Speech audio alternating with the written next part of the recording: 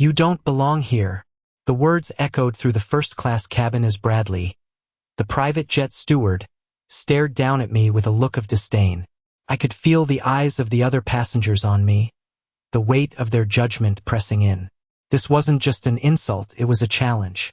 He stepped closer, his gaze fixed on me like I was some kind of intruder.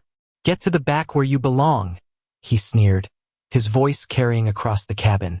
The other passengers shifted in their seats, some glancing nervously at their phones. Some began to whisper. I didn't move. I didn't react. I just stood there, perfectly still, holding my ground. I'd been in situations like this before. I knew how to keep my composure. Bradley's smirk grew wider. "I said move," he demanded, his tone now dripping with arrogance. But I remained silent. I didn't have to say a word. I didn't need to defend myself. The truth was, he had no idea who he was dealing with. The steward didn't know that I wasn't just another businessman on a private flight. He didn't know that the $500 million contract his company was relying on, it was mine to end with a single phone call. But he wasn't ready to find that out yet. He continued to push, raising his voice for the entire cabin to hear.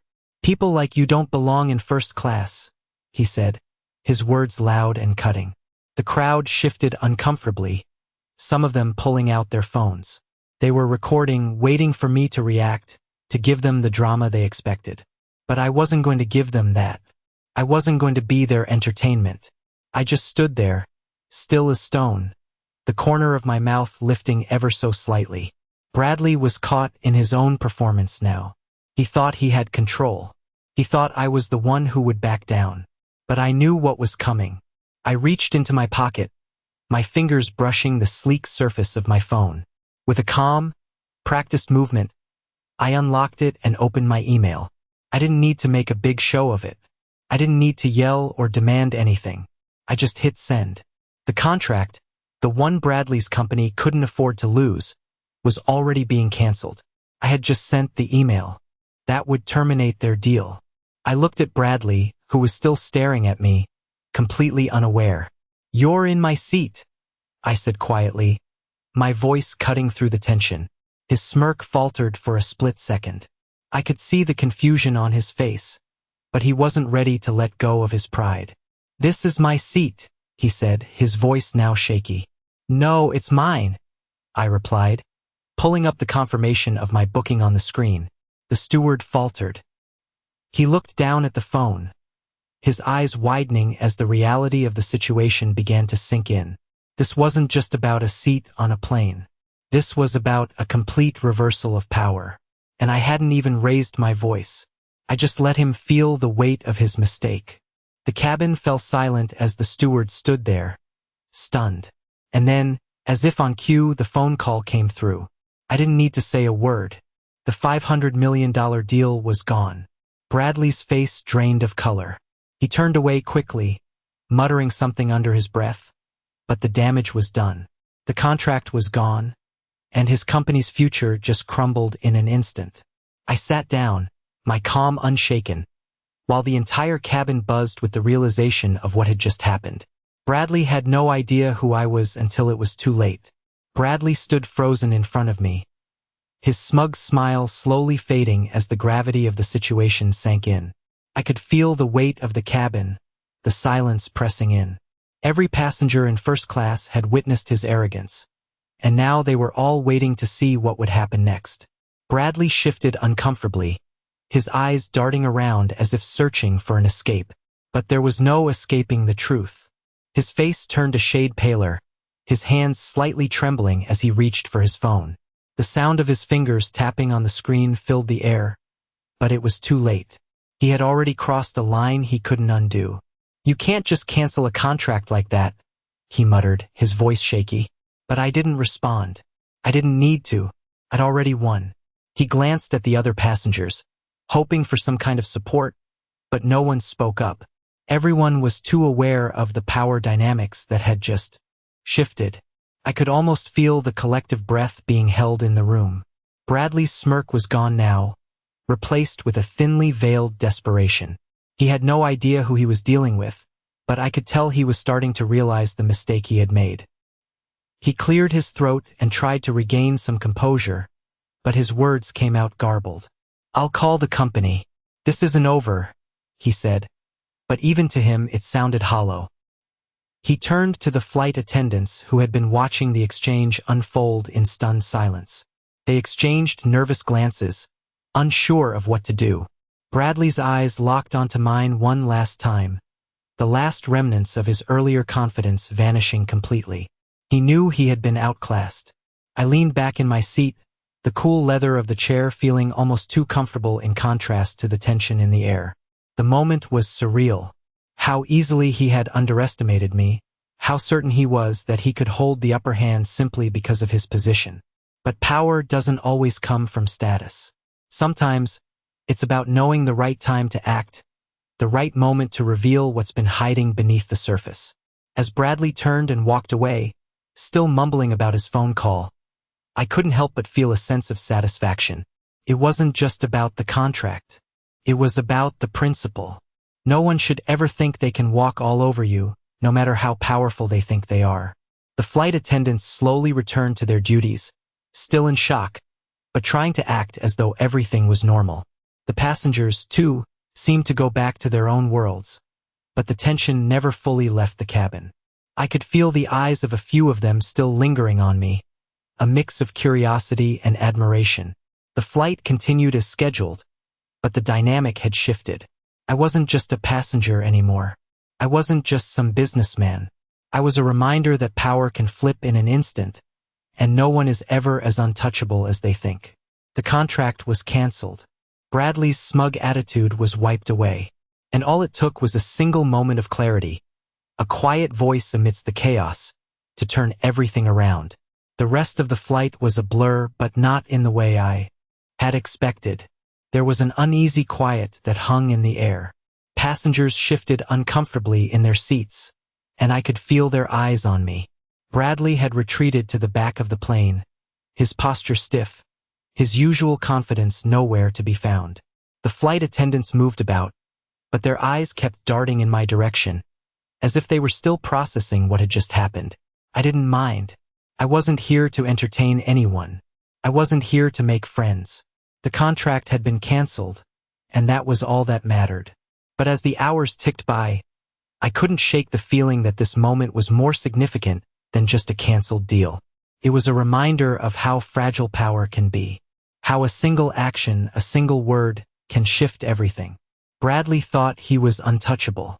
He thought his position, his connections, his arrogance would protect him. But the reality was that no one is above the consequences of their actions. He had humiliated me in front of an entire plane of passengers, not realizing that I held the real power. I wasn't just an executive. I wasn't just someone with a name on a business card. I had influence. I had connections. And I wasn't afraid to use them when it mattered. The flight continued, and as we began our descent, I could feel the weight of the situation settle into me. There was no dramatic confrontation, no shouting match, just a quiet, undeniable shift in the power dynamic. As I gathered my things to disembark, I noticed Bradley standing near the exit, his back to me. I walked past him without a word, just as I had throughout the entire flight. He didn't deserve an explanation. He didn't deserve anything from me. But what I did feel, as I stepped off the plane and into the terminal, was a sense of satisfaction. Not because of the deal, not because of the contract, but because I had shown him and everyone else that power isn't something you flaunt. It's something you wield when necessary, without fanfare, without needing to prove anything. Bradley would probably spend the next few days calling his connections, trying to salvage his reputation. But there was no coming back from this. He had crossed a line, and in the end, the consequences were inevitable. I watched as he disappeared into the crowd, but I knew he wouldn't forget this moment, and neither would anyone else who witnessed it. The flight was over, the deal was done, and I had won. But more importantly, I had reminded myself, and everyone around me, of a simple truth. Never underestimate the power of quiet confidence. As the days passed, I couldn't help but replay the events of the flight in my mind. The moment I had stood there, calm and composed, while Bradley's world crumbled around him, was a reminder of something I had learned long ago. Never show your hand too soon. The real power, I had realized, wasn't in the flashy moves or grand gestures. It was in the quiet control, the ability to stay calm while the world around you lost its composure. And that was exactly what I had done. It wasn't just about the contract, though that was certainly a satisfying part of it. It was about proving a point to myself and to Bradley. No one is untouchable, no matter how much wealth, influence, or arrogance they carry. The following morning, my phone buzzed with notifications. Texts, emails, and phone calls, all dealing with the fallout from the decision I had made. The CEO of the company I had terminated the contract with tried to reach me, but I let the calls go to voicemail. I wasn't interested in playing his game. The damage was done. What I hadn't expected, however, was the ripple effect it would have on Bradley. He didn't just lose a contract. He lost the confidence of those around him. Word spread fast. People in his circle started to ask questions. They wondered how he could have been so foolish, so blinded by his own privilege that he failed to recognize who he was dealing with. I knew Bradley would try to spin the situation, try to reclaim some semblance of power. But he would never be the same. I had seen it in his eyes the moment he realized the truth. That there are always people who are playing the game at a higher level, and sometimes those people are the ones who silently watch, waiting for the right moment to act. As for me, I had no need to say anything further. The deal was done. The power had shifted. I went about my business, but I couldn't shake the feeling that this was only the beginning. It wasn't just about showing Bradley who had the upper hand. It was about reminding everyone, my colleagues, my competitors, and even myself, that power doesn't have to be loud. It doesn't need to announce itself. It's something you carry with you quietly, confidently, and when the time comes, it makes the biggest impact. The phone calls and emails continued to pour in, but I stayed focused. The next few days were filled with meetings, new opportunities, and a growing sense that things were about to shift even further. People began to look at me differently, and I could see the change in their eyes. It wasn't just about the contract anymore. It was about something deeper, something that Bradley, for all his bravado, would never understand. And as I sat at my desk, reviewing the latest round of business proposals, I knew that what had happened on that plane had been more than just a confrontation. It had been a lesson. Not for Bradley, but for everyone who had witnessed it. It was a reminder that, in the end, those who play the game quietly with integrity and patience are the ones who win. The next few days were a whirlwind of activity. The ripple effect of my decision had spread far beyond the confines of that private jet. In the quiet of my office, I watched as the fallout continued to unfold. Bradley tried to salvage his reputation, reaching out to anyone who would listen. He sent emails, made calls, and even attempted to get a meeting with me to discuss moving forward. But I wasn't interested in his offers. He had made his mistake, and there was no going back. As I sat at my desk, I couldn't help but feel a sense of calm. The quiet confidence I had maintained throughout the whole ordeal was still with me. I wasn't caught up in the drama, the noise. I was just focused on what mattered: my business, my goals, and the long-term vision. I had learned long ago that it was in these moments of crisis that true strength is revealed. While Bradley floundered, trying to pick up the pieces of his career, I stayed steady. I wasn't in a rush. I didn't need to make any grand statements or prove anything. The market would speak for itself, and it did. Within days, my phone began to ring off. The hook. New opportunities came knocking. Partners I had been in talks with before the flight suddenly became more eager to sign contracts. People saw me differently now.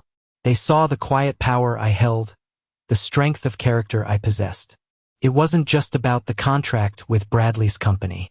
It was about my ability to handle situations with grace, to make decisions that weren't based on emotion but on logic, and to understand the bigger picture. And that's exactly what I did. I moved forward with the business I had built, focusing on growth, on expanding into new markets, and on making connections with people who respected me for more than just the deals I signed. As for Bradley, the silence from his side grew louder. The phone calls stopped. The emails ceased. I knew that the failure to secure a new deal would hit him harder than any public confrontation ever could. The real loss wasn't the contract. It was his ability to maintain respect. The damage to his reputation was irreversible. People remember moments like that, even if they try to forget. I didn't need to remind anyone of what happened. I had already moved on. And as the days went by, I realized something. Bradley's mistake had given me a gift. It had reminded me of why I had chosen this path. It wasn't about winning petty battles or proving I was right. It was about being able to walk into a room and command respect without having to demand it. It was about being in control, not just of my business, but of my life. And that was something Bradley would never understand. The game wasn't over. It had only just begun. As the weeks went on, the noise from Bradley's side started to die down, but the echoes of his humiliation still hung in the air. He had made several attempts to reach out to my colleagues, trying to regain some semblance of respect, but it was clear to everyone that his grip on the situation was slipping. He wasn't just losing a business deal. He was losing his reputation, and no amount of apologies could restore what had been broken. Meanwhile, my life continued without interruption. The calls kept coming in, more opportunities, more projects to consider, more high-profile partnerships. I didn't need to look for success. It found me effortlessly now. I had learned that quiet persistence, calm leadership, and the ability to make tough decisions when necessary were the true markers of power. It wasn't about being the loudest in the room or drawing attention to yourself. It was about staying steady when everyone else was scrambling. The success that followed was inevitable, and yet, there was something almost calming in how it unfolded. There were no major moves to make, no big speeches. It was all about building relationships, making thoughtful decisions, and letting people see that I was someone who could be counted on in a crisis. My reputation was building, and it wasn't just because of one decision. It was because I had proven time and again that I was a force to be reckoned with. I didn't need to say it. I didn't need to explain it. People simply understood it. As for Bradley, it seemed he was still struggling to process what had happened. I had heard through the grapevine that he was in talks with other companies, trying to rebuild what little remained of his credibility. But I knew deep down that it was too late. The moment he chose to humiliate me, he sealed his fate. There was no coming back from that. There would always be whispers about his behavior, always doubts about his judgment. I didn't need to rub it in. It was already happening without my involvement. Over time, the sense of satisfaction I had felt from that moment on the plane began to fade into something more akin to peace. It wasn't about the thrill of victory. It wasn't about gloating over someone else's downfall. It was about knowing, without a doubt, that I had made the right choice. I had stood my ground. I had acted with integrity, and I had let the consequences speak for themselves. It wasn't a lesson for Bradley, it was a lesson for me. A reminder that power doesn't need to be flaunted. It doesn't need to be shouted from the rooftops. The most powerful people are often the ones who remain calm, who are unshaken by external chaos, and who understand that every decision has its time and place. Bradley learned this the hard way, but I had already moved on. I was focused on the future, on what I could build next, and on how to continue leading in a way that commanded respect, not through force, but through the quiet strength of knowing exactly who I was. It had been weeks since the events of that flight, and while Bradley's reputation continued to crumble, mine only seemed to grow. The quiet confidence I had maintained was beginning to feel like a natural part of my life, something I no longer had to force. The phone kept ringing, emails kept flooding in, and I didn't have to chase any of it. I had learned something valuable through this experience. When you hold your ground, when you let your actions speak louder than words, things have a way of falling into place. I sat at my desk one afternoon, going over the numbers for a new project that was starting to gain traction, when my assistant brought me a new message. It was a brief email from one of the senior partners at a major investment firm, someone I had worked with in the past. The message was simple. I heard what happened. Impressive. Let's talk. I smiled to myself. This was the kind of recognition that couldn't be bought. It was the kind of recognition that came from people who knew how to spot true power, those who didn't need to make a scene to make a difference. The phone call came through an hour later, and as I spoke with the partner, it became clear that this was more than just a routine business meeting. They wanted to partner with me, wanted my expertise, my vision. It wasn't about the deals we could make together. It was about the respect they had for how I handled the situation with Bradley. In the world of business, respect is everything. And sometimes you don't have to work for it. You just have to hold your ground and let the results speak for themselves. I couldn't help but think back to that moment on the plane when Bradley had tried to humiliate me. I had kept my composure, stayed silent, and watched as he dug his own hole. That moment had been a turning point, not just for him, but for me. It had been the moment I fully understood the value of quiet strength. People like Bradley may have the loudest voices, but in the end, it's the ones who are patient, the ones who can navigate through chaos with calm, who win the long game. As I hung up the phone with the partner, I leaned back in my chair, allowing myself a moment of satisfaction. Not because of the deal we were about to make, but because I had just reinforced something I had known all along. My ability to remain unshaken, my ability to make decisions with a level head, was my greatest asset. And no one could take that from me. Bradley had learned the hard way that respect isn't something you demand. It's something you earn. I had earned it quietly without fanfare, and now the world was beginning to recognize it. I wasn't in it for the quick wins. I was in it for the long haul. And as I moved forward, I knew that every challenge, every setback, every obstacle would only serve to reinforce the power I had already built. The game was far from over, but I had already positioned myself to win. It had been a few months since everything had changed. My business was growing, the deals were flowing in, and yet, there was a sense of calm I could feel settling over me. The storm with Bradley had passed, but the lessons I had learned from that encounter had stayed with me, guiding my decisions, shaping the way I approached my work and the way I carried myself. It wasn't just the people I worked with who had changed their perception of me. I had changed too. I had become someone who didn't just wait for opportunities, but someone who created them. And it wasn't about making the loudest move or being the first to speak. It was about making the right move at the right time. It was about waiting for the perfect moment to act. One afternoon, as I sat in my office, reviewing reports and emails, the phone rang. It was an unfamiliar number, but I answered anyway. "Mr. Marshall?" the voice on the other end said. It was the CEO of a major tech company, one I had admired for years. "I heard about your recent moves, and I wanted to speak with you about a potential partnership." I could hear the respect in his voice, a respect that had been earned by actions, not by empty promises. As we spoke, I could feel the weight of what had happened with Bradley all those months ago. That moment, that one decision had opened doors I hadn't even thought of. It wasn't about revenge or getting back at anyone.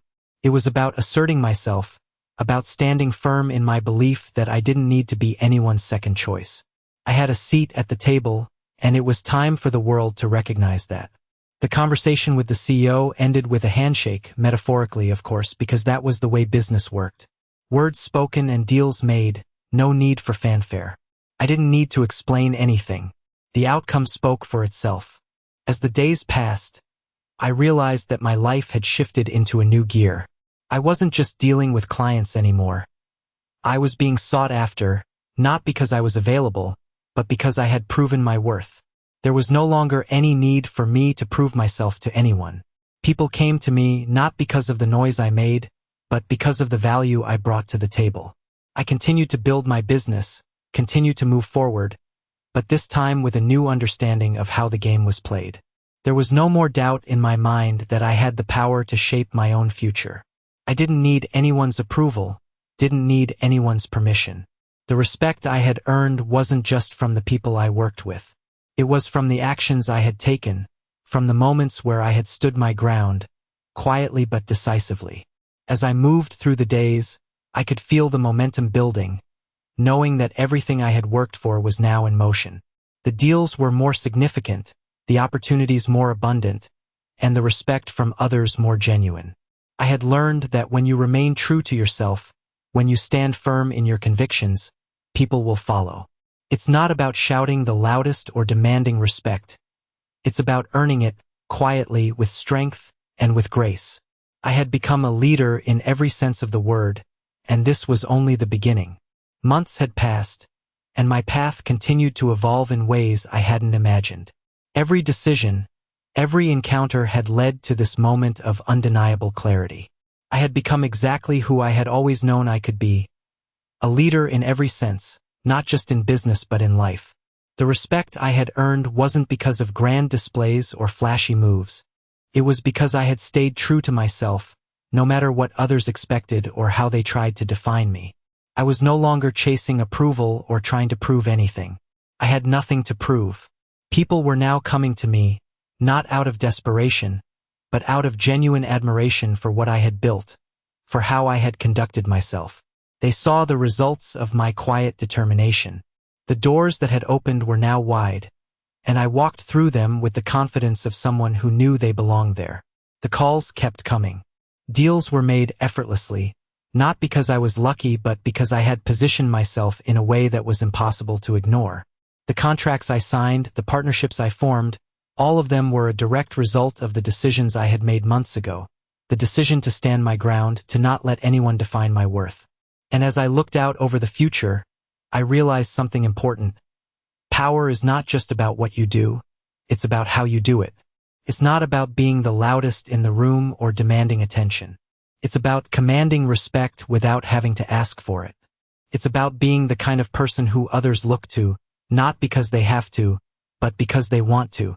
I had become that person. But there was something else I had learned through all of this. Success wasn't just about the business deals, the money, or the power. It was about the freedom that came with knowing I could stand firm, that I could make decisions that weren't influenced by fear or doubt, but by confidence and clarity. I had built something meaningful, something lasting. And it wasn't just about the business, it was about the legacy I was creating. As the days turned into weeks, I saw the world around me change. My relationships with my partners deepened. The respect I had for myself and the respect others had for me only grew stronger. Bradley's name barely crossed my mind anymore. He had become a cautionary tale for anyone who thought they could manipulate situations, who thought they could undermine others without consequence. He had lost much more than a contract. He had lost his standing, and there was no coming back from that. But I wasn't focused on him. I was focused on my own growth, my own journey. I had learned that when you remain true to your values, when you stay steady even in the face of adversity, the world has a way of aligning with you. And as I looked ahead, I knew that my journey was far from over. I had only just begun.